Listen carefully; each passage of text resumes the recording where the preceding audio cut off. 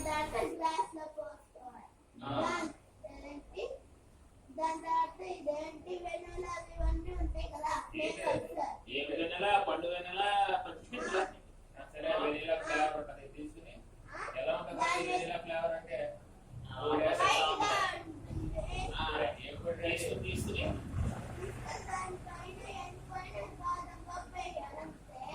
బాదం పప్పు వెనీలా కూడా ఎండిపోయిందంటే నువ్వు నానబెట్టాక మళ్ళీ బయట పెట్టి ఎండబెట్టాలా మరి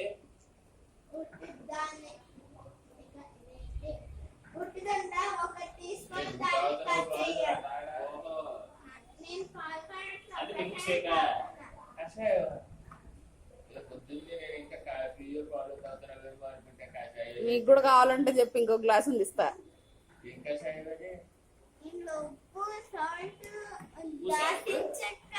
ఇంకా దాల్చిన చెక్క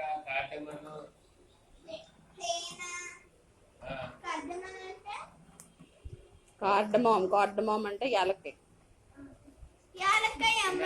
వేసా.